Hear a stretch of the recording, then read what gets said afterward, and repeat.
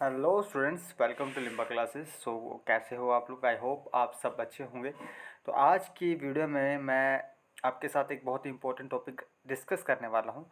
आपके एग्ज़ाम जो चल रहे हैं ये एक्चुअली एमए फर्स्ट ईयर में भी काम आएगा आपको ये टॉपिक, और एमए फाइनल ईयर में भी काम आएगा।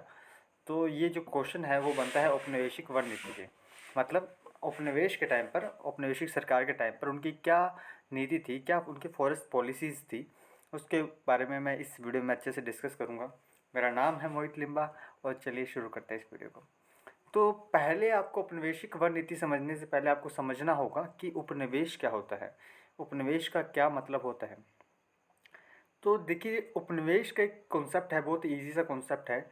उसमें क्या होता है कि एक पावरफुल कंट्री होती है और एक होता है वीक कंट्री होता है। तो जो पावरफुल कंट्री है वो वीक कंट्री के ऊपर क्या आधिपत्य स्थापित करती है, उसका एक्सप्लोटेशन करती है, और उसके संसाधनों का, जो कमज़ोर देश है उसके संसाधनों का शोषण करती है। तो ये सब वो क्यों कर रहे हैं, इसका एक सिंपल सा रीज़न है। तो जैसे कि आप सभी जानते हैं, जो पावरफुल कंट्री है वो रिसोर्सेज का एक्सप्लोटेशन करती है, वो एक्सप्लोटेशन करती है अपने मातृ देश के लिए। मतलब ब्रिटेन ने इंडिया का शोषण किया, सबको पता है, लेकिन उस शोषण क्यों किया? उसने वो शोषण इसलिए किया कि जो इंडिया के रिसोर्सेज है उसका यूज़ कर सके वो अपने देश के लिए। और इंडिया के कौन से डायमेंशन से ये क्या एक्सप्लोटेशन करते हैं वो भी इम्पोर्टेंट है, कि किस डायमेंशन से वो शोषण कर रहे हैं। वो उन्होंने साथ जो भी डायमेंशन आप सोच सकते हैं, socially, economically, politically, religiously, and what ever you can think, like cultural, तो उन सभी डायमेंशन से ये क्या करते हैं, शोषण करते हैं। इनका एक ही मोटो होता है, उपनिवेशी सरकार का एक ही जो मोटो होता है, उद्देश्य होता है, वो होता है कि ज़्यादा से ज़्यादा शोषण करना दूसरे देश का और उनके रिसोर्सेज को लूटना। ठीक है। तो वन नीति जो थी वो, इसके बारे में हम डिस्कस करेंगे। हमें पता लग गया कि औपनिवेशिक जो सरकार थी उसकी मंशा क्या थी, क्या कॉन्सेप्ट था, क्या डेफिनेशन है। आपको जब औपनिवेशिक वन नीति लिखना है तो पहले आपको उपनिवेश की परिभाषा बतानी पड़ेगी। औपनिवेशिक जो विचारधारा है उसकी परिभाषा आपको बतानी पड़ेगी, डेफिनेशन आपको बतानी पड़ेगी, ताकि आप एग्जामिनर को भी लगे कि आपको इसके बारे में नॉलेज है। ऐसे नहीं है कि अंधेरे में आप तीर कमान लेके चले हो और चला रहे हो। तो सिंपल सी बात है, हमने उपनिवेश समझा, औपनिवेशिक विचारधारा समझी। तो अब देखते हैं कि इंडिया में किस तरीके से इन्होंने एक्सप्लोटेशन किया। हम सभी को पता है कि औपनिवेशिक शासकों के द्वारा भारत की वन संसाधनों पर, मतलब फॉरेस्ट के जो रिसोर्सेज है उसके ऊपर कंट्रोल किया गया। और वहाँ यहाँ के जो देसी समुदाय थे उनके जो ट्रेडिशनल जो रीति रिवाज थे उनको ख़त्म कर दिया गया था। आपको एक बात बताता हूँ मैं। ये देखो, मैंने एक छोटा सा फ्लो चार्ट बनाया ताकि आप इसको, आपको आंसर में लिखना है। ये फ्लो चार्ट जब आप आंसर में लिखोगे, जब ये फ्लो चार्ट का यूज़ करोगे अपने आंसर्स में, एग्जामिनर जब देखेगा ये आपका फ्लो चार्ट, तो उससे पता लगेगा कि हाँ, कि सिर्फ ये आप रट के आए और वैसे लिखा नहीं, आपको नॉलेज है इसके बारे में, आप अच्छे से लिखे हैं। तो ये आप पिक्चर देख लो, आप स्क्रीनशॉट ले लो, ताकि ये जो चीज़ है आपके दिमाग में छप जाए और वहाँ पे आप अच्छा आंसर लिख सको। ठीक है। तो आज हम जो बात कर रहे हैं फॉरेस्ट के बारे में, तो क्या है फॉरेस्ट, से क्या होता है? को अंग्रेजों ने ना इंडिया के फॉरेस्ट पे क्या किया, कंट्रोल स्थापित किया। ठीक है, उन्होंने कंट्रोल स्थापित किया और उसका एक्सप्लोटेशन किया। तो किस लिए किया? एक तो रेवेन्यू के लिए, पैसे के लिए, सिंपल सी बात है। उनको क्या करना था, रेलवे का भी एक्सपेंशन करना था। रेलवे का एक्सपेंशन करना भी अंग्रेजों का एक मोटो था। ठीक है। अब रेलवे के लिए क्या चाहिए था? ओबियसली स्लीपर्स की डिमांड थी। जब स्लीपर्स के लिए जो है बहुत सारे पेड़ों को काटा गया। जनसंख्या, देखो अब जब जनसंख्या बढ़ रही है तो उसको बसाने के लिए अंग्रेज़ों ने क्या किया, पेड़ों की कटाई की, वनों का काटा गया, फॉरेस्ट का अब डिग्रेडेशन होने लगा, एनवायरनमेंट का डिग्रेडेशन होने लगा, और उससे अर्बनाइजेशन को उन्होंने प्रमोट किया। ये पॉपुलेशन का ग्रोथ और अर्बनाइजेशन भी एक फैक्टर है जिसके कारण फॉरेस्ट को काटा गया था। और 19वीं शताब्दी से ये शुरू हो गया था, और ये सैन्य एवं सुरक्षा कारण कानून के द्वारा अंग्रेजों को मालिकाना हक और वन अर्थव्यवस्था को आधुनिक पूंजीवाद के अनुरूप डाला। मतलब इसका क्या मतलब, देखो, जब उन्होंने सिक्योरिटी रीज़न की वजह से भी, जब उनको पता था कि जो वहाँ पर रह रही है, जनजातियाँ रह रही है, वो जो फॉरेस्ट में रहती है, वो थोड़े आपको पता है जो जनजाति होती है वो फॉरेस्ट में जहाँ रहती है उस जंगलों को अपने पूर्वज मानते हैं, उनको पूजते हैं, उनको मान लीजिए देवता मानते हैं, उनकी पूजा की जाती है और उनका बड़ा जुड़ाव होता है। उनको मॉडर्नाइजेशन से, डेवलपमेंट से कोई भी लेना देना नहीं है। उनको वो अपनी ज़मीन पर रहकर, वहाँ पर रहकर खुश हैं। और वो जो पेड़ पौधे हैं, उन्हें लगता है कि वो उनके माँ बाप है, उनके पूर्वज है, उनके देवता है, उनको वो पूजते, उन्हें अपनी फैमिली के एक पार्ट मानते हैं। इसलिए पेड़ों की कटाई के बहुत ही ज़्यादा खिलाफ थे जनजाति वाले लोग। लेकिन जो ट्राइबल्स होते हैं, आप समझिए ट्राइबल्स का क्या होता है, एक बहुत ही प्योर सा कनेक्शन होता है पेड़ों के साथ। जैसे कहते हैं ना कि भक्त और मतलब भक्त होता है, वो भक्ति करता है देवता की, भगवान की अपने, तो उसमें बहुत बहुत ही प्योर सा एक बॉन्ड होता है। वैसा ही बॉन्ड क्या था, एक ट्राइबल्स से जो जनजाति वाले लोग थे, वो उनके पेड़ों के बीच में या फॉरेस्ट के बीच में, उनके बीच में एक प्योर सा कनेक्शन था। लेकिन जो जनजाति वाले लोग थे वो थोड़े हिंसक टाइप के होते थे। तो उनको, अंग्रेज़ों को लगा कि यार थोड़ा सिक्योरिटी रीजंस भी है कि हमें इनको कटाई करनी चाहिए और हमें अपना डेवलपमेंट करना है, ठीक है, रेलवेज़ बनानी है, हमें अर्बनाइजेशन को प्रमोट करना है। हम क्या कर रहे हैं कि अब इसको हटाना ही पड़ेगा, क्योंकि पॉपुलेशन जब बढ़ रहा है तो उसके लिए लैंड की डिमांड है वो भी बढ़ रही है। लेकिन लैंड है वो एक लिमिटेड है। तो हमने क्या किया कि हमने मतलब कि अंग्रेज़ों ने क्या किया कि लैंड को, जो वन थे उनको काटा गया और वहाँ पे लोगों को बसाया गया। और जो जनजातीय लोग हैं उन्हें भी अपनी साइड में कर लिया और उससे कहा कि चलो आप ऐसे करो, आप है ना, आपको ये पद दे रहे हैं, इस पे आप बैठिए, आप थोड़ा काम देखिए और हमारी तरफ से आप क्या हो कि हम आपको एक सैलरी पे आप रख रहे हैं। तो जनजातीय लोगों के भी उन्होंने ये मतलब प्रयास किया। एक डिवाइड एंड रूल वाला जो पॉलिसी था, वही आप समझिए उसी तरीके से इन्होंने क्या किया, वनों का शोषण भी किया, ठीक है, जनजातीय लोगों को अपने अंदर मिला के। तो 19वीं सेंचुरी के शुरू में वनों का लोप अधिकतर सैन्य तथा सुरक्षा कारणों से वनों को काटने से शुरू हुआ। दबाव में एक सेकेंड दबाव में कृषि का विस्तार भी इसका एक और कारण रहा, जिससे राज्य का राजस्व संसाधन, मतलब फिर वो ये रेवेन्यू कलेक्ट होने लगा। सिंपल सी बात है, रेवेन्यू कलेक्ट होने लगा जब फॉरेस्ट का डिग्रेडेशन होगा, जब फॉरेस्ट को काटा गया, क्योंकि वहाँ पर अर्बनाइजेशन को प्रमोट करना था, वहाँ पर डेवलपमेंट को प्रमोट करना था, वहाँ पर लोगों को बसाना था, ठीक है, रेलवेज़ का डेवलपमेंट करना था। उनका मॉडर्नाइजेशन का मतलब ये था, देखो रेलवे का बनाने का मतलब ये नहीं था कि इंडिया का विकास करना चाहते थे अंग्रेज़ों को। सिंपल से आप बात समझिए, अंग्रेज़ों को कोई भी मतलब नहीं है, कोई भी उनको मतलब नहीं है इंडिया से। उनको बस सिंपल सा बात था कि खुद से मतलब था। वो भारत का विकास नहीं करना चाहते थे। उन्होंने रेलवे इसलिए स्टार्ट नहीं किया था कि अब इंडिया वाले हैं, आराम से रेलवे में बैठ के एक जगह से दूसरी जगह जा सके, आराम से इनके जीवन में थोड़ी आसानी हो सके और उनके अंदर मोबिलिटी का गुण आ सके। उन्होंने मोबिलिटी का गुण लाया, लेकिन खुद के लिए लाया। कैसे लेके आए इसके बारे में मैं आपको बताता हूँ। पहले के टाइम पे विद्रोह बहुत होते थे, आपको पता है। अंग्रेजों के खिलाफ रोष बहुत था भारतीयों के अंदर, राष्ट्रवाद की भावना चरम सीमा पर थी। अब राष्ट्रवाद को दबाने के लिए क्या था कि जगह जगह विद्रोहों को दबाने के लिए अंग्रेजों को क्या करना पड़ता था, अपने आर्मी भेजनी पड़ती थी। अब जो आर्मी है पैदल रास्ते से जाती थी तो बहुत सारा टाइम लगता था। तो उस टाइम को बचाने के लिए उन्होंने कहा कि हमें अपनी गतिशीलता बढ़ानी होगी। हमें क्या करना है कि विद्रोह को दबाने के लिए जल्दी से जल्दी वेपन्स भेजने होंगे, हथियार भेजने होंगे। तो उन हथियारों की आपूर्ति है। अब विद्रोह आज हो रहा है और हम हथियार भेजे, हमें पता लगा 10 दिन बाद सूचना आई, फिर 10 दिन बाद के बाद हमने वहाँ से सामान भेजा, 15 दिन 20 दिन लग जाते, महीने बाद वहाँ जाते, विद्रोह काफ़ी हद तक आगे फैल गया होता था। तो कहते हैं इसको जो है, ये जो टाइम पीरियड बढ़ रहा है, ठीक है, जो विद्रोह को दबाने के लिए जो समय है उसको कम करने के लिए, अपनी स्थिति को मजबूत करने के लिए अंग्रेज़ों ने रेलवे लेके आए। और रेलवे ले आए जिससे क्या है कि मोबिलिटी आई, मोबिलिटी का गुण बढ़ा। मोबिलिटी इन द सेंस कि अब हथियारों की आपूर्ति ईजिली कर सक रहे थे, सैनिकों को एक जगह से दूसरी जगह आराम से भेज पा रहे थे। और जो भी उनका ट्रेड है उसके अंदर भी इसमें बहुत बड़ा रोल निभाया रेलवे ने। तो शुरू में जब रेलवे चलाया था तो इसमें क्या हुआ, नुकसान होने लगा जो इन्वेस्टर्स था। लेकिन कहा कि आप टेंशन मत लीजिए, आप हमें पैसा दीजिए, आप इन्वेस्ट कीजिए और आपको है ना 5% का गारंटी युक्त ब्याज हम आपको देंगे। चले भले आपका नुकसान हो रहा हो, भले फ़ायदा हो रहा हो, लेकिन हम आपको 5% का ब्याज देंगे आपकी इन्वेस्टमेंट पे। तो इसलिए रेलवे का डेवलपमेंट किया गया था, ठीक है। रेलवे के विस्तार के साथ वनों का लोप होना, मतलब वनों का क्या डिग्रेडेशन होना, वनों की कटाई होना, ये शुरू हो गया था। रेलवे स्लीपर के जब डिमांड बढ़ने के साथ ही वनों के लकड़ियों की भी मांग बढ़ी। और जब जब रेलवे के लिए स्लीपर्स की आवश्यकता थी, आपको पता है, अब ज़्यादा से ज़्यादा रेलवे के डेवलपमेंट के लिए ज़्यादा स्लीपर्स की आवश्यकता थी। तो जो सागौन की लकड़ी है और जो लकड़ी का प्रयोग किया गया था स्लीपर के लिए, उसकी डिमांड बढ़ने लगी। अब उसका यूज़ वहाँ होने लगा, तो जो दूसरी जो लैंड मतलब कहने का मतलब लकड़ी थी उनकी डिमांड बढ़ने लगी, क्योंकि अब सागौन की लकड़ी का प्रयोग तो और भी बहुत सारी चीज़ों में होता था ना। अब उसका एक ही पर्पज़ के लिए आप यूज़ करोगे तो बाकी पर्पज़ के लिए भी तो उसकी डिमांड बढ़ेगी तब, लेकिन अब डिमांड बढ़ने लगी, सप्लाई कम हो गई। समझ में आ रहा है? रेलवे का विकास 1860 में 1349 किलोमीटर से बढ़कर 1910 में 51,658 किलोमीटर हो गया। देखिए आप 50 साल की अवधि में, 50 साल के अंदर ही इन्होंने लगभग 50,000 किलोमीटर तक ये रेलवे का डेवलपमेंट कर दिया था। लकड़ियों की मांग बढ़ने के कारण हिमालयों के वनों वनों का विरल होना भी शुरू हो गया। मतलब देखो, जब लकड़ियों की डिमांड बढ़ रही है, अब लकड़ियाँ तो चाहिए ना। अब देखो हमारे एरिया में नहीं है, लेकिन अब क्या है, हिमालयस में तो बहुत सारी लकड़ी थी ना हमारे वाले एरियाज, इन द सेंस कि जहाँ पर ये रेलवे बिछा रहे थे, रेलवे लाइन बिछा रहे थे, तो वहाँ पर अब क्या है कि लकड़ी मिलना कम हो गया। तो इन्होंने भी हिमालय को भी नहीं बख्शा, इन्होंने हिमालय के रिसोर्सेज का भी एक्सप्लोटेशन किया।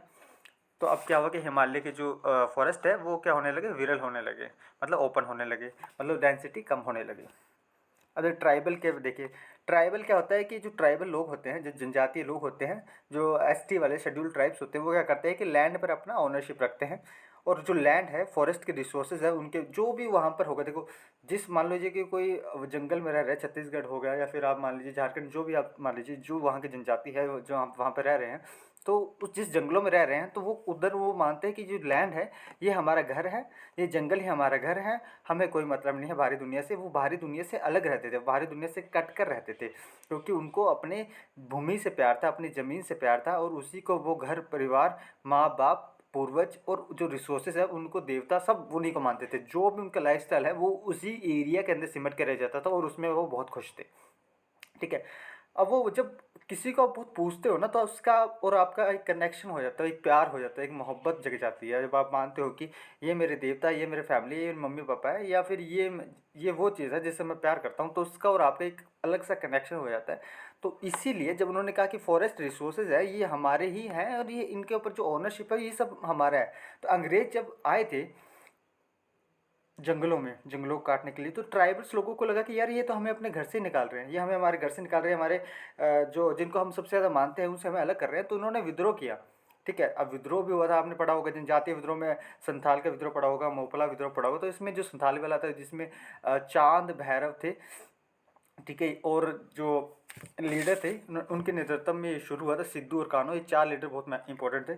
तो इनको जो जो आपको पता है, ये जो उनके एक जो ट्राइबल जो रिवोल्ट होते थे उनका सबसे बढ़िया पार्ट क्या था, उनका पार्ट होता था कि उनको पता नहीं है कि अगर आप लड़ रहे हैं तो अगर आप हार रहे हैं तो आप पीछे हट जाइए। उन्हें पीछे हटने का मतलब ही नहीं हो पता होता है। वो कहते हैं कि अगर हम लड़ने आए हैं तो जब तक उनके आर्मी का एक सैनिक तक नहीं बचता तब तक वो लड़ते रहते थे। उन्हें जीतने, वो सिर्फ जीतने के लिए आते थे, ना तो वो संधि करने आते थे ना ही वो समझौता करने आते थे। उनको मतलब होता था, जनजातीय लोगों को मतलब होता था कि अगर हमारे घर में घुसकर कोई हमारे चाहने वाले संसाधनों पर, हमारे घर पर, हमारी ज़मीन पर, हमारे परिवार पर, या हमारे पूर्वज पर या हमारे देवता पर क्या करेंगे, अधिकार स्थापित करने का ट्राई करेंगे, तो हम उनका विद्रोह करेंगे। तो ये एक रीज़न था। ठीक है। तो जब फॉरेस्ट रिसोर्सेज पे इनकी डिपेंडेंसी होती थी, इनका ओनरशिप होता था, और पशुचारण, चरवाहे और घुमंतु टाइप के ये लोग होते थे। ठीक है। जनजाति को सरदार घोषित कर दिया। तो अंग्रेजों ने कैसे इनके बीच में डिवाइड एंड रूल वाला गेम खेला। इन्होंने क्या कहा कि देखो, अब ये शुरू में आया, इनका विद्रोह हुआ, तो इन्होंने कहा चलो ऐसे करते हैं कि इन्हीं के लोगों में से एक लीडर चुन लेते हैं जो अंग्रेजी सरकार के लिए काम करेगा।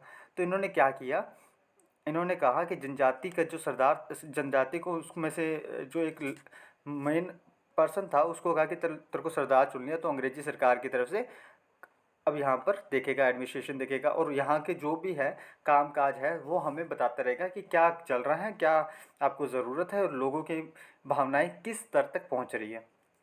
ठीक है। तो ये अंग्रेज़ों से और उन लोगों के बीच में कॉन्टैक्ट कराता था।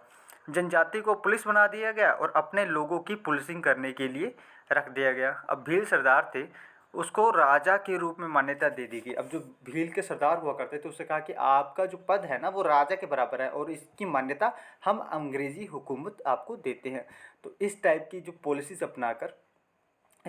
अपनाकर अंग्रेज़ों ने फूट डालो टाइप का रोल यहाँ पे प्ले किया।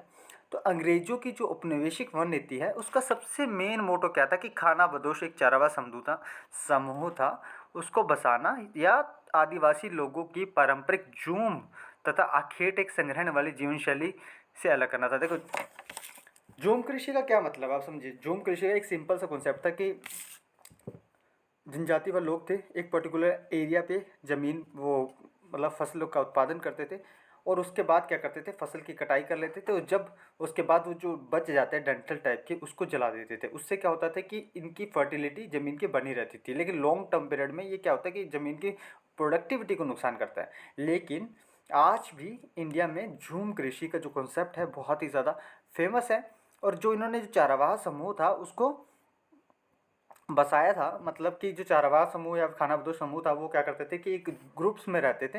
वो क्या करते थे, एक जगह टिक के नहीं रहते थे। उनकी लाइफस्टाइल में स्थायित्व का, स्टेबिलिटी का गुण नहीं था। तो वो क्या करते थे, जहाँ भी उनको लगता था कि हमारे रहने खाने पीने का हो सकता है तो वो वहाँ चले जाते थे।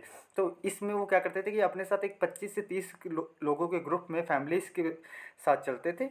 मान लीजिए कि आज यहाँ पर है और 10 दिन बाद वो 40-50 किलोमीटर दूर या कहीं भी हो सकते थे। उनका कहीं कोई भी ठिकाना नहीं था क्योंकि उनमें स्थायित्व का गुण नहीं था। और क्योंकि जहाँ पर पहले के टाइम पीरियड में उतनी ज़्यादा फर्टिलिटी नहीं थी लैंड में, है ना। तो पहले के लोग ना थोड़ा स्थायित्व में गुण नहीं था, तो उनको क्या करना था, जहाँ उनको लगता था कि 2 वक्त की रोटी मिलेगी हम वहाँ चले जाएंगे। तो इसी टाइप के जो खानाबदोश लोग थे वो, उनको अब अंग्रेज़ों ने क्या किया, अब इनको बसाने लगे, उनमें स्थायित्व को गुण लाने लगे। और जो ट्रेडिशन जो राइट्स थे आदिवासी का, उनसे वो क्या नाम है, और जो अखेट वाले थे या फिर जो शिकार करते थे उनकी लाइफस्टाइल को उनको छीन लिया या चेंज कर दिया। और शाही नौसेना की मांगों को पूरा करने के लिए सोगान के पेड़ों को काटा गया। अब नौसेना नेवल आर्मी है, उसकी भी जो डिमांड थी ना, उनको भी चाहिए थी लकड़ी। तो उनके लिए जो सोगान की लकड़ी के लिए अब पेड़ों को काटा गया था। अब देखो चाय एंड कॉफ़ी के बागान थे, उसको उसका भी कैसे इन्होंने एक्सप्लोटेशन किया आप देख लीजिए। जो इन्होंने चाय और कॉफ़ी की जगह, मतलब चाय और कॉफ़ी मतलब वाणिज्य जो फसल थे, जो कमर्शियल क्रॉप्स थे, उसको प्रमोट किया। जब इंसान, आप मान लीजिए मैं हूँ ना एक गरीब सा किसान हूँ, ठीक है। अब मेरे को क्या मतलब है यार कमर्शियल क्रॉप से, मेरे को मतलब है मैं अगर कुछ काम कर रहा हूँ तो मेरे को मतलब है कि मेरे को 2 टाइम की रोटी मिल जाए, ठीक है। मेरे को 2 टाइम की रोटी मिलेगी, मैं अपना और अपने घर वालों का ध्यान रख लूँ, ख्याल रख लूँ, उनको अच्छा अपना बेटा बनकर उनका ध्यान रखो, यही मेरा मतलब मेन मोटो होता है। मेन मोटो होगा यही होगा ना। मुझे क्या मतलब है, मैं क्या करूँगा, मेरे को नहीं करने कमर्शियल क्रॉप, मैं क्यों कमर्शियल क्रॉप करूँ। मेरे पे कमर्शियल क्रॉप में मेरा कोई फ़ायदा ही नहीं है, मेरे को खाना चाहिए, मुझे कमर्शियल क्रॉप से कोई फ़ायदा नहीं। कमर्शियल क्रॉप से फ़ायदा किनका होता था, अंग्रेज़ों का होता था।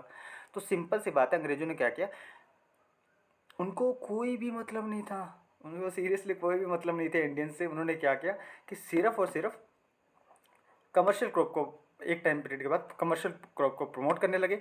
इंडिया में टैक्सेशन की जो रेट थी वो सबसे ज़्यादा उसका ऊपर इम्पैक्ट पड़ा था, वो किसका पड़ा था, किसके ऊपर पड़ा था, वो किसानों के ऊपर पड़ा था। जैसे जैसे वो टैक्स की रेट बढ़ाते थे उससे क्या होता था, टैक्स की रेट बढ़ाते थे तो किसानों का जीवन है वो बदतर हो जाता था। अब वो उनको बहुत मुश्किल होती थी। अब सिंपल सी बात है, एक जब बीच में क्या हुआ कि थोड़ा अकाल भी पड़ा, अकाल से 70-80 लाख लोग मरे। तो कुछ हिस्टोरियन क्या कहते हैं कि ये जो अकाल है इसमें बहुत लोग मरे हैं, इसमें कोई गलती नहीं है, इसमें ना लोग किसानों की कोई गलती नहीं है, इसमें जो नेचुरल भी नहीं है ये मौतें। मतलब कि आप कह दो कि नेचुरल डिजास्टर है, अकाल है, बारिश वारिश नहीं हुई तो लोग मर गए, ये फालतू का कॉन्सेप्ट था। उन्होंने कहा कि जो फूड ग्रेन्स है ना, आप क्या कर सकते थे, स्टोरेज कर सकते थे उनका, ठीक है। यहाँ पर आपके पास खाने के लिए नहीं है लेकिन आप कमर्शियल क्रॉप्स का प्रमोट कर रहे हो। यहाँ पर लोगों के पास खाने के लिए नहीं है और लेकिन आप जो फूड ग्रेन्स है इंडिया में लोगों को अवेलेबल कराने की जगह आप इंग्लैंड भेज रहे हो। तो यहाँ पर दिखता है कि जो औपनिवेशिक सरकार का जो चेहरा था ना वो यहाँ पे सामने साफ साफ दिखता है कि यहाँ पे अकाल पड़ गया और यहाँ पे वैसे फूड ग्रेन्स की डिमांड मतलब बहुत ज़्यादा है क्योंकि यहाँ पे लोगों के पास फूड ग्रेन्स की क्रॉप्स ही नहीं है। क्योंकि आप तो कमर्शियल जो क्रॉप्स थे उसको प्रोडक्शन को प्रमोट कर रहे थे ना, तो यहाँ के लोग तो वही उगा रहे थे। और अब यहाँ पे बचे नहीं खाने की वस्तुएं, तो अब आप क्या कर रहे हो, जो थोड़ी बहुत जो बची हुई वस्तुएं भी है, जो थोड़ी बहुत खाने की भी वस्तु है, उसका आप क्या कर रहे हो कि कह रहे हो कि अब इंग्लैंड भेजो। इससे तो यहाँ के लोग मरेंगे ही मरेंगे ना। इसीलिए जो अकाल मृत्यु हुई थी लगभग 80 से 90 लाख, 1 CR के पास, 1 CR के पास, 1 करोड़ लोग के पास अब मारे गए थे 18 में और 90s में, मतलब 18 सेंचुरी 19 सेंचुरी के बीच में। तो इसी वजह से ये कहाता है। तो इन्होंने क्या किया, कमर्शियल क्रॉप को प्रमोट करना भी इनका एक ऐसा चेहरा दिखाता है, औपनिवेशिक सरकार का एक ऐसा चेहरा दिखाता है जिससे अकाल मृत्यु की संख्या बढ़ने लगी थी। स्लोप वाली भूमि पर खेती कॉफ़ी का होता है। जो कॉफ़ी आपको पता है कि जो साउथ इंडिया में मेनली होती है, तमिलनाडु एंड केरला में। और इंडिया में जो दो टाइप की कॉफ़ीज़ होती है, अरेबिका एंड रोबस्टा, जिसमें से ये एक 98% होती है और एक है सिर्फ 2% होती है। और जो ये कॉफ़ी है वो स्लोप पे होती है। स्लोप मतलब कि आपको पता है साउथ में तमिलनाडु केरला वाले जो कोस्ट है, वहाँ पर ये जो वेस्टर्न घाट टाइप की है, वो स्लोप ऐसे जाके ऐसे होता है ना, तो जब नीचे से ऊपर जाता है तो बारिश बढ़ती है और ऊपर से नीचे आते हैं तो बारिश वैसे वैसे कम होती जाती है। तो ये मैं बता रहा हूँ आपको, सिंपल सा एक ज्योग्राफी का कॉन्सेप्ट है। तो स्लोप वाले जो एरियाज पे उस पर खेती को प्रमोट किया, कॉफ़ी को। पोर्ट लोहा गलाना, अन्य उद्योगों से उठने वाली लकड़ी को वाणिज्य मांग बढ़ रही। देखो जो पोर्ट से अब पोर्ट हो गया, या फिर आप मान लीजिए कि आयरन इंडस्ट्री है, या फिर कोई और भी इंडस्ट्री है जिसके अंदर लकड़ी की तो मांग बढ़ रही थी ना। अब जब लकड़ी की मांग बढ़ रही थी तो उनको कहाँ, उस मांग को पूरा करने के लिए कहीं से तो पूरा करेंगे, तो और पेड़ों को काटा गया। और इससे क्या हुआ कि वनों का संसाधनों का दोहन किया गया। वन स्थायी कृषि के विस्तार में बाधा बन चुकी थी। लॉ एंड एक्ट पारित करके वनों को अपने अनुरूप नियंत्रित किया गया। चलो आपको एक अच्छी सी कहानी सुनाता हूँ। कहानी इन द सेंस कहानी नहीं है, ये रियलिटी है कि कैसे इन्होंने इंडिया में लोगों का कैसे शोषण किया था इन्होंने। डिवाइड एंड रूल सबको पता है, बिल्कुल पता है। अगर कोई देश को, किसी एक देश को दूसरे देश का शोषण करना है तो किस तरीके से कर सकते हैं। चलो सोचते हैं, एक मतलब सिंपल सा कॉन्सेप्ट लेते हैं, आप सोचते हैं। अगर मेरे को किसी देश को कंट्रोल करना है, मैं एक बहुत ही पावरफुल कंट्री हूँ और मुझे क्या करना है कि एक छोटा सा कोई कंट्री है, उस पर मेरे को प्रशासन देखना है, उसका शोषण करना है, उसके रिसोर्सेज का हनन करना है, उसका एक्सप्लोटेशन करना है। तो मैं किस तरीक़ों से, मेरे पास क्या क्या रास्ते हैं कि मैं उसका शोषण कर सकता हूँ। पहला तो मैं ऐसे करूँ कि मैं डायरेक्ट उसको अपने कंट्रोल में ले लूँ, उसके राज्यों को अपने कंट्रोल में ले लूँ और उसको अपने अंडर कंट्रोल ले लूँ। और उसके बाद उसकी पॉलिसीज़ को, उसकी जो मतलब मार्केट को, उसकी इकोनॉमी को कंट्रोल करूँ। या मैं कहूँ कि वहाँ के लोगों के बीच में मैं लड़ाई करा दूँ, जिससे कहते थे divide and rule policy. Divide and rule policy इस तरीके से मैं कर सकता हूँ। या मैं करूँ, एक तरीका और अपना सकता हूँ। वो तीसरा तरीका क्या है, अगर मैं कहूँ कि मैं एक्ट बना दूँ, मैं पॉलिसीज़ बना दूँ, क्योंकि मैं ही तो सुप्रीम पावर हो गया ना, मैं ही तो सुप्रीम पावर हूँ, मैं ही तो यहाँ पे कंट्रोल देख रहा हूँ सब कुछ। तो मैं ऐसे करता हूँ कि मैं ऐसे एक्ट्स और पॉलिसी बना दूंगा जिससे मैं क्या करूँगा कि फॉरेस्ट के रिसोर्सेज का अच्छे से मेंटेन करूँगा। और मैं उसको, जो कुछ फॉरेस्ट है उसको कुछ क्लासिफिकेशन कर दूंगा कि कौन सा प्रोटेक्टिव फॉरेस्ट है, कौन से रिजर्व्ड है, जिसके मतलब मैं जिसके ऊपर सिर्फ अंग्रेजी सरकार का आधिपत्य होगा, कौन से ऐसे फॉरेस्ट है जिसको अंदर मैं थोड़ा कह दूँ चलो आप है ना कृषि कर लीजिए, आप थोड़ा एग्रीकल्चर एक्टिविटी कर सकते हैं। कुछ एक फॉरेस्ट होंगे जो ओपन फॉरेस्ट टाइप के होंगे, वहाँ पे कहेंगे कि आप ह्यूमन सेटलमेंट भी बसा सकते हैं, आप रह सकते हैं। तो इन्होंने ये गेम खेला। इन्होंने क्या किया, इन्होंने अपने एक्ट्स लाई, पॉलिसीज़ लाई, उसके माध्यम से इन्होंने क्या किया कि इंडिया के जो फॉरेस्ट रिसोर्सेज है उसका एक्सप्लोरेशन करना शुरू किया। तो सबसे पहला जो एक्ट लेके आए थे 1865 में, इन्होंने क्या किया कि जंगल के मालिक सरकार को बना दिया। अब देखो एक एक्ट लाया, उसके थ्रू इन्होंने क्या किया कि जंगल का जो ओनरशिप है वो ब्रिटिश गवर्नमेंट को दे दिया। ठीक है। वनों को संरक्षण की बजाय, मतलब वनों को जो फॉरेस्ट है उनको प्रोटेक्ट करने के बजाय इन्होंने क्या किया, कमर्शियल ज़रूरतों को पूरा करने के लिए इसका दोहन किया। मैं आपको हज़ार बार समझा चुका हूँ, मेरी बात क्यों नहीं समझ रहे बच्चों, कि इनको सीरियसली इंडिया के रिसोर्सेज से सिर्फ शोषण करना है। देखो इंडिया को कहते थे सोने की चिड़िया, ऐसे नहीं कहते थे, क्योंकि माना जाता था कि जो पूरे वर्ल्ड में कोई भी चीज़ जिसकी डिमांड है ना, वो कहीं ना मिले तो वो जाके इंडिया में मिलेगा मिलेगा। ऐसी इंडिया की मतलब इमेज हुआ करती थी, ऐसे इंडिया फेमस हुआ करता था कि इंडिया में सभी चीज़ है, इंडिया बहुत रिच है। तो ये ऐसी इसी इसी रिचनेस के पीछे यूरोपीय शक्ति इंडिया आई थी, ट्रेड करने आई थी और कहा कि हम ऐसे करते हैं, इस जो रिचनेस है ना, ये जो रिसोर्सेज की रिचनेस है, इसका हम फ़ायदा उठाते हैं और इसको हम लूटते हैं अच्छे से। तो 16 से मैं बढ़िया तैयार होके, नहा धो के, टाई वाई पहन के अंग्रेज लोग आए और 16 से 8 में ये जहांगीर के दरबार में आए। बाद में इन्होंने अपनी फैक्ट्री लगाई सूरत में, मछलीपट्टनम में, बालासोर में, अलग अलग जगह पे। और उन्होंने कहा चलो ठीक है। फिर धीरे धीरे उन्होंने कहा कि हम अभी तो ट्रेड ही कर रहे हैं, ईस्ट इंडिया कंपनी आई थी ना इंडिया में। फिर धीरे धीरे उन्होंने फिर 70s तक 17th सेंचुरी में जब उन्होंने क्या किया कि 1757 में प्लासी का युद्ध किया, 1764 में बक्सर का युद्ध किया, 1765 में इन्होंने इलाहाबाद की ट्रीटी कर ली, जिसके अंदर इन्होंने क्या किया, डुअल सिस्टम को लागू किया, जिसमें क्या किया एक तो फाइनेंशियल राइट्स अलग कर दिए और एक एडमिनिस्ट्रेटिव राइट्स अलग कर दिए। जब फाइनेंशियल राइट्स है उसको खुद की कंट्रोल में ले लेके जो पैसा वाला काम है ना मैं देखूंगा। मैं अंग्रेज कहते हैं अरे आप टेंशन मत लीजिए, हम बैठे हैं, हम आपके फाइनेंशियल जो भी राइट्स है उसको हम कंट्रोल करेंगे। और एडमिनिस्ट्रेटिव जो राइट्स है जिसमें तो फाइनेंशियल राइट्स में क्या है, राइट्स की बात है। जो एडमिनिस्ट्रेशन का जो पार्ट है ना वो सिस्टम, उसमें ड्यूटी से काम ज़्यादा था। कहते हैं अरे यार आपको बिठाया किस लिए, आप ही तो बंगाल के नवाब, आप बैठे हैं गद्दी पे बैठे, आप प्रशासन प्रशासन देखिए, इस टाइप की बात की। फिर धीरे धीरे उन्होंने क्या किया कि बंगाल की, पहले तो उन्होंने कठपुतली नवाब बैठाए थे बंगाल में, बाद में इन्होंने क्या किया कि खुद ही डायरेक्ट कंट्रोल करने लगे थे। इस तरीके से ही शोषण कर रहे थे। बाद में इन्होंने 1773 का रेगुलेटिंग एक्ट लाया था, फिर सुप्रीम कोर्ट की स्थापना कर दी थी। फिर 1784 का लेके आए, उसमें क्या क्या बोर्ड ऑफ कंट्रोल और कोर्ट ऑफ डायरेक्टर्स टाइप की इन्होंने टर्म्स बनाए। ठीक है। फिर 1833 का एक्ट आया, 13 का एक्ट आया, 53 का, 1813 का, 1833 का, 1853 का, देन 1858 का आया जिसे कहते हैं act of good governance. Act of good governance इसमें क्या किया कि ईस्ट इंडिया कंपनी था उसे उसकी समाप्ति कर दी। अब सारा जो एडमिनिस्ट्रेशन था जो भारत में था वो कहते हैं ब्रिटिश क्राउन के अंडर में आ गया। तो उन्होंने कहा चलो अब हम थोड़ा ना, इसे एक्ट ऑफ गुड गवर्नमेंट इसलिए कहते हैं क्योंकि इसमें इन्होंने कुछ रिफॉर्म्स किए थे। ठीक है। तो अब थोड़ा सा मैं आपको बैकग्राउंड बता रहा हूँ ताकि आप थोड़ा और अच्छे से समझ पाएँ। तो उस टाइम तक अब क्या है कि इंडस्ट्रियल रेवोल्यूशन आ चुका था मतलब ब्रिटेन में 1840 से पहले। तो उन्होंने कहा कि अब वहाँ की मशीनों की मांग को पूरा करने के लिए, वहाँ के संसाधनों को मतलब जो मशीनीकृत वस्तुओं के लिए कच्चा माल तो चाहिए था। उन्होंने कच्चे माल के लिए भारत से संसाधनों का आयात करने लगे। आयात क्या किया उन्होंने कहा अरे हमारा देश है, हम यहाँ से वहाँ रखेंगे, यहाँ से कच्चा माल उठाते हैं, ब्रिटेन भेजते हैं, ब्रिटेन में उस माल जो रॉ मटेरियल है उससे क्या करते थे, इन प्रोसेस्ड जो मटेरियल है वो तैयार करते, पक्का माल तैयार करते, और उससे पक्के माल को ला के वापस उसे प्रोसेस्ड फाइनल प्रोडक्ट को ला के इंडिया में आके बेचते। जो आप रॉ मटेरियल लेके आए भाई साहब उसके तो यार थोड़ा बहुत दे दो ना पैसे। ऐसे क्या पैसे वैसे कुछ नहीं देंगे, ये हमारा देश है, यहाँ से भी कच्चा माल लेके जाएंगे फ्री में और वहाँ वापस इंडिया में ले जाके, फ्री मतलब नॉमिनल या फ्री में बिल्कुल ही, बाकी फाइनल प्रोडक्ट ला के इंडिया में बेचेंगे। तो पूरी तरीके से इंडिया वालों का अच्छे से शोषण करेंगे। तो इसी टाइप की ये अंग्रेज की आप कह दो मानसिकता थी। तो आगे बढ़ते हैं कि जो स्थानीय समुदाय थे वो जंगलों में जाकर वन संसाधनों का उपयोग कर सकते थे। 1865 वाले एक्ट में कहा गया हाँ जो लोकल वाले लोग हैं, जो एसटी वाले जो लोग हैं, वो आपको रिसोर्सेज का यूज़ करना, आप जाइए जंगल में जाके आराम से बड़े रिसोर्सेज का यूज़ कीजिए आप, लेकिन उसको ये मत मानिए कि हमारा घर है हमारा है, ऐसा कुछ नहीं है। अब देखो मालिक हो गए हम, मालिक हो गए हैं अंग्रेज, लेकिन आप थे, आप रहते थे, चलो जाइए वहाँ पे जाइए अच्छे से यूज़ कीजिए, इस टाइप का आप कर सकते थे। 1878 का एक्ट है, उसमें इन्होंने क्या किया, उन्होंने कहा ब्रिटिश गवर्नमेंट का वनों पर जो एकाधिकार था,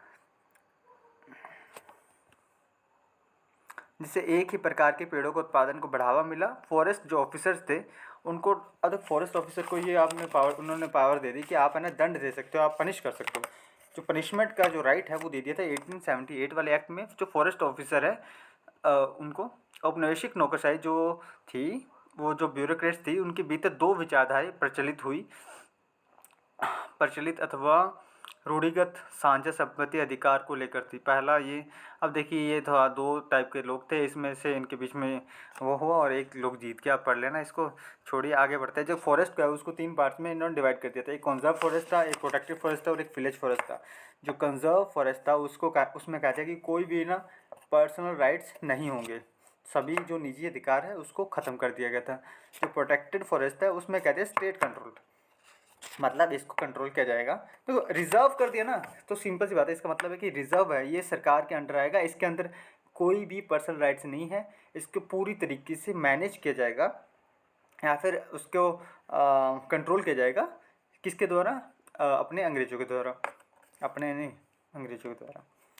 फिर कहते हैं प्रोटेक्टेड फॉरेस्ट, क्या कहते हैं, इसमें स्टेट है ना कंट्रोल करेगा, लेकिन इसमें जो प्राइवेट राइट्स है उस पर ये लागू नहीं होगा, मतलब निजी अधिकार पे ये लागू नहीं होगा। कुछ निजी अधिकार दिए गए इसके अंदर, लेकिन प्रोटेक्ट कर रहे, कह रहे इसमें हम क्या करेंगे, फॉरेस्ट को प्रोटेक्ट करेंगे, कंट्रोल करेंगे। कंट्रोल कौन करेगा? अंग्रेज करेगा। वो तो पूरी तरीके से अंग्रेजों के पक्ष में था, अंग्रेजों के अधिकार पूरे मतलब कंट्रोल में था, रिजर्व ही करते थे अंग्रेजों ने कहा ये पर्टिकुलर एरिया है, ये पूरी तरीके से सरकार के अधीन है। तो इसे गवर्नमेंट क्या कर रही है, रिजर्व फॉरेस्ट घोषित कर रही है। लेकिन फिर कहते हैं प्रोटेक्टेड फॉरेस्ट में क्या कहते हैं कि ठीक है यहाँ पे आपके कुछ पर्सनल राइट्स हो सकते हैं, आपके निजी अधिकार हो सकते हैं, लेकिन इसे मेंटेन करेगा, इसे कौन कंट्रोल किया जाएगा? स्टेट के द्वारा। और जो विलेज फॉरेस्ट है वो तो क्या था कि जो गांव के जो रूल्स वगैरह होते थे उन्हीं के अकॉर्डिंग इसका मैनेज किया जाता था। अब पेड़ है, उन्होंने ट्रीज़ की भी क्या किया, उन्होंने क्लासिफिकेशन कर दिया, एक सुपीरियर बना दिया, एक इन्फीरियर बना दिया था। किस प्रकार के प्रजातियों को उत्पादन किया जाए इसका निर्णय अंग्रेज़ द्वारा लिया जाता था। अब ये भी इन्होंने डिसाइड करने लगे कि कौन से पेड़ उगाएंगे और कौन से नहीं उगाएंगे। देखो जनजाति पर क्या प्रभाव पड़ा, बहुत प्यास लग रही है। जनजातियों पर प्रभाव पड़ा कि अब ये इन्होंने अननेचुरल डिवीज़न कर दिया, जिसमें अब देखो एग्रीकल्चर वर्सेस एक फॉरेस्ट का कॉन्सेप्ट भी आने लगा था आने वाले टाइम पीरियड में। तो वनों को काट कर कृषि योग्य भूमि को बढ़ावा दिया। जो पेड़ जहाँ पे जंगल थे उनका, अरे जंगल वंगल छोड़ो, लोग बसाएं, अब लोगों के खाने पीने का भी नहीं देखेंगे क्या। पहले जंगल हुआ करते थे, उसकी कटाई की गई किसके लिए, जब जनसंख्या बढ़ने लगी, जनसंख्या की मांग बढ़ने लगी तो वन संसाधनों का दोहन करने लगा, उसके वहाँ पर लोगों को बसाया गया, शहरीकरण को बढ़ावा दिया गया और कहा कि उसी जगह पर थोड़ी बची कुछ जगह है उन लोगों के लिए कृषि योग्य भूमि को बढ़ावा दिया गया। मतलब यहाँ पे खेती भी कीजिए, खाएंगे क्या। वनों पर आश्रित जनजातियों के आवासीय एवं स्थानीय अधिकारों के प्रतिकूल। हाँ वो तो मैं बता चुका हूँ। देखो अब जंगल में जो रह रहे थे, अब जंगलों को काटोगे, जंगल में रहने वाली जो जनजाति है वो उनको क्या मानते थे, अपने फैमिली, मैं आपको ये पहले पूरा बता चुका हूँ। तो उनके राइट्स के तो ये खिलाफ ही थे ना। तो ये आप लिखेंगे जनजातियों पे जो प्रभाव है ये आप अच्छे से लिखोगे। आर्थिक जीवन पर जो प्रभाव पड़ा था, सामान्य लोग जंगल में जाने लगे थे और उनके संसाधनों को शोषण करने लगे। पहले जो है ना जंगलों में हर कोई इंसान नहीं जा सकता था, मतलब कि यहाँ पे ट्राइबल लोग रहते हैं, वो क्या करते हैं, जो ट्राइबल लोग होते हैं वो बाहरी लोगों से, मैंने आपको कहा, कट कर रहते हैं, वो ज़्यादा मिलते नहीं क्योंकि बहुत ही ज़्यादा सेंसिटिव टाइप के लोग होते हैं। तो अगर वो बाहरी लोगों के टच में आते हैं तो उनको बीमारियाँ जल्दी हो जाती है और वो मर जाते हैं। तो वो उनको एक प्रोटेक्शन टाइप का था कि जंगल में रह के ही वो अपना लाइफस्टाइल जीते थे, वहीं वो स्वस्थ रह सकते थे। तो पहले वो ऐसे रहते थे। लेकिन जब अंग्रेज आए, अंग्रेज़ों ने क्या किया कि उसको जंगलों की कटाई की, वहाँ के लोगों के लाइफस्टाइल के अंदर दखल अंदाजी की, तो इससे क्या हुआ कि जो नॉर्मल लोग हैं वो भी वहाँ जाने लगे थे और इससे संसाधनों का शोषण बढ़ने लगा था। ये आर्थिक जीवन का प्रभाव हो गया। जनजातियों को उनके पारंपरिक अधिकारों से वंचित कर दिया गया। ब्रिटिश नौकरशाह को शिकार करने पे कोई रोक नहीं। अब देखो सिंपल सी बात है, जो जनजातीय लोग हैं उनके तो जो राइट्स है वो तो छीन ही लिए गए थे ना। जो ट्राइबल्स लोग थे, जो ट्राइबल पॉपुलेशन थी, उनके कुछ राइट्स थे, जो ट्रेडिशनल राइट्स थे, जो कहते थे हमारा ही ये ओनरशिप था, हमारा ही इस लैंड पे हमारी ओनरशिप थी, हमारे ही रिसोर्सेज थे, हमारे माइक्रो फॉरेस्ट प्रोड्यूस हम वहाँ पे उगा सकते थे, जो भी मतलब कि जो छोटे मोटे उत्पाद है जिनके मतलब जो उनका ट्रेडिशनल नॉलेज है वो वहाँ के औषधि का यूज़ कर सकते थे, बना सकते थे। बहुत सारा जो ट्रेडिशनल नॉलेज जो परंपरा चली आ रही थी एक लंबे टाइम पीरियड से, उसका उन्होंने क्या किया, अंग्रेज़ों ने मतलब ख़त्म किया, उसके ऊपर चोट की। और जो अंग्रेजी ब्यूरोक्रेट्स थे या फिर ब्रिटिश ब्यूरोक्रेट्स थी, तो उन्होंने जो ब्रिटिश नौकरशाही थे वो कहते कि अगर आप वहाँ पर रहना शिकार भी करो तो आपको कोई पाबंदी नहीं थे। झूम कृषि को प्रतिबंधित कर दिया था इन्होंने। ये वाला यार प्लीज़ ग्राफ बना के आइएगा। ये देखिए, ये आपको बनाना है वहाँ पे जाके, ठीक है। फिर देखो वैज्ञानिक वानिकी के बारे में पढ़ेंगे कि वनों के वाणिज्यकरण को, मतलब कि फॉरेस्ट का कमर्शलाइजेशन को प्रमोट किया गया। वनों पर औपनिवेशिक नियंत्रण उनके संरक्षण के बजाय वाणिज्यिक आवश्यकताओं से प्रेरित था। स्थानीय लोग वन भूमि से विस्थापित हो गए। देखो ये जो नोट्स है ना, अब देखो मैं ये मेंबरशिप प्रोग्राम के नोट्स है, इसमें हम रिकॉर्डेड लेक्चर्स वगैरह आपको प्रोवाइड करवाते हैं। तो कुछ बच्चे ना क्या करते हैं कि नोट्स भी सीधा बाई कर लेते हैं, समझ में आता है, ठीक है। और कुछ बच्चे ऐसे होते हैं इनमें जो कहते हैं कि सर ये जो नोट्स है ना हमें आप दे दीजिए, फ्री में दे दीजिए, क्योंकि हम, चलो छोड़ो।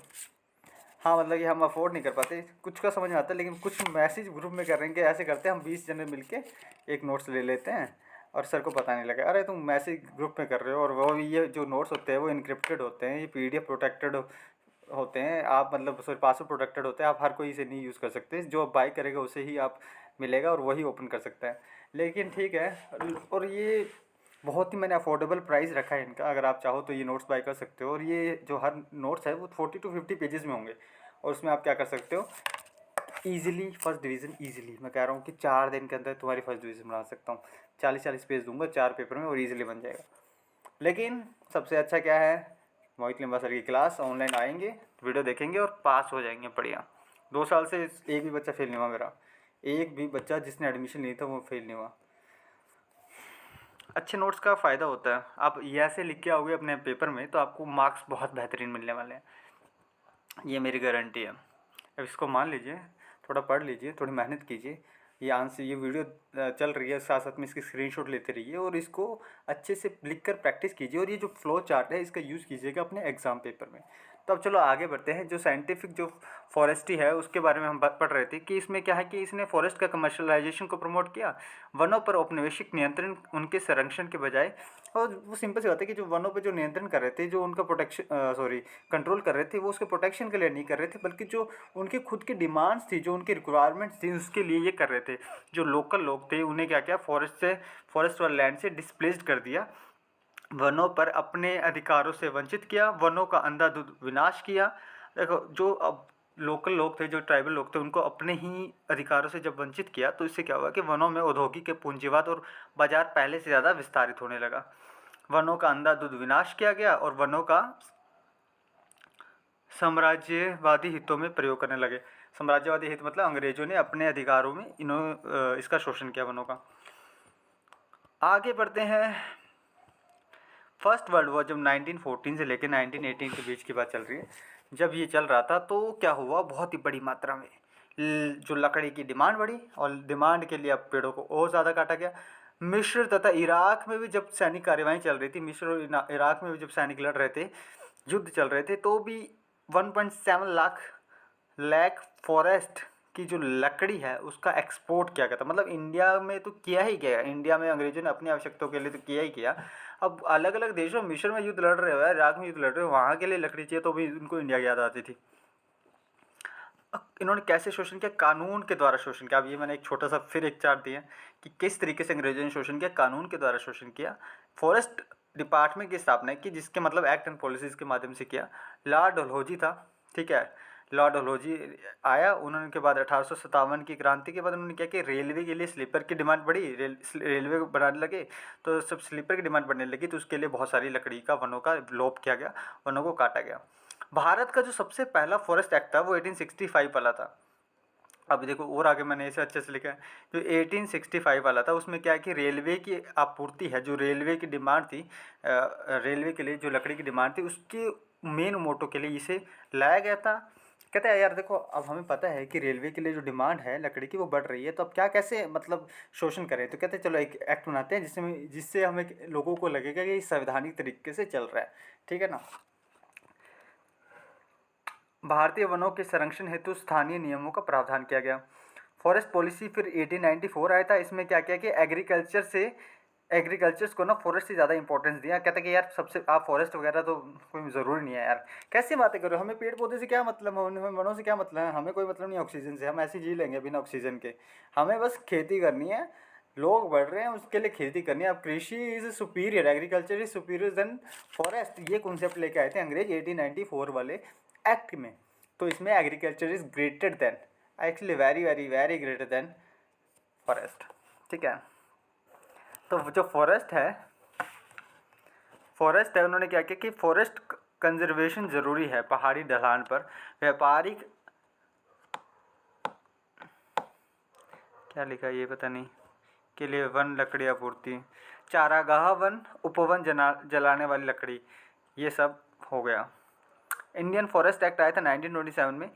इससे पहला ऐसा जो लॉ है, कहते हैं बड़ा सा विस्तृत वैधानिक नियम जो राज्य के लिए फॉरेस्ट एंड प्रोटेक्टेड फॉरेस्ट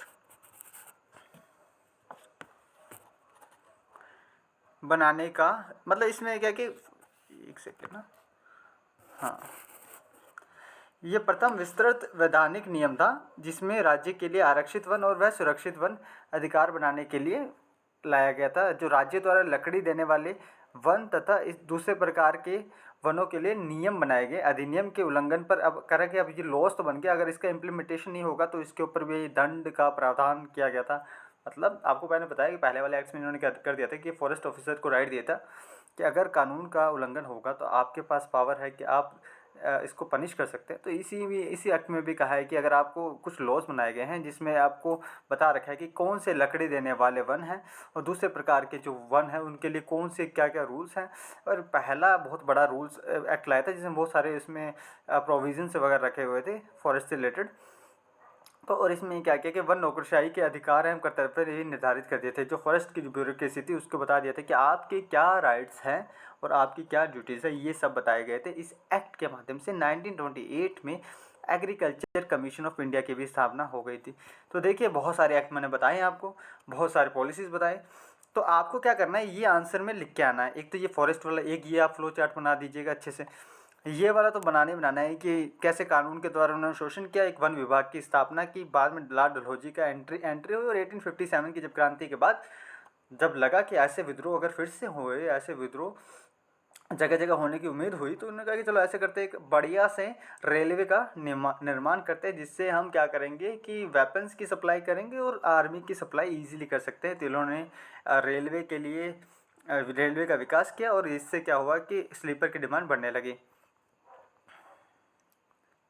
ये भी बना के आना कि जनजातियों के ऊपर क्या प्रभाव पड़ा उपनिवेशी सरकार के वन नीति से। तो ये भी अच्छा क्वेश्चन बन सकता है। अगर आपको एक इंडिपेंडेंट सा एक अलग सा छोटा सा क्वेश्चन पूछे, 20 नंबर का पूछे, जैसे भी पूछे आपको लिख के आना है।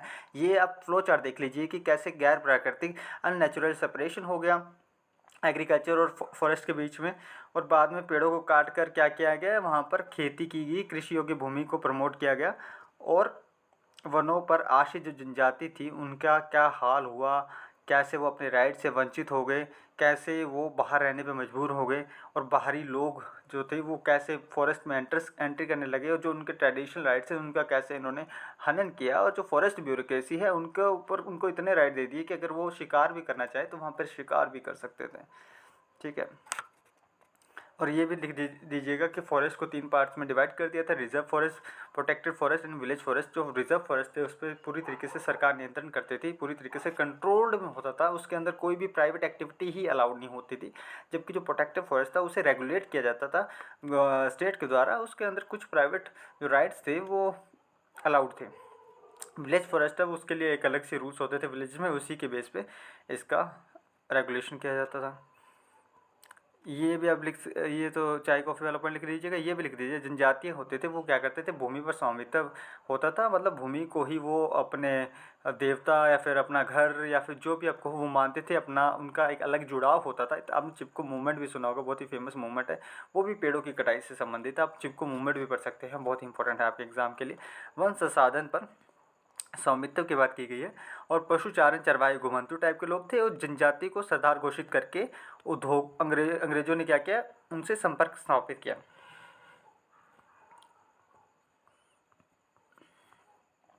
ये भी लिख लीजिएगा, जो फॉरेस्ट है उसका एक्सप्लोरेशन किस लिए किया कि एक तो रेवेन्यू कलेक्शन के लिए, ऑब्वियसली रेलवे के एक्सपेंशन, उसका भी पीछे आपको अच्छे से इसका उद्देश्य पता लग गया है।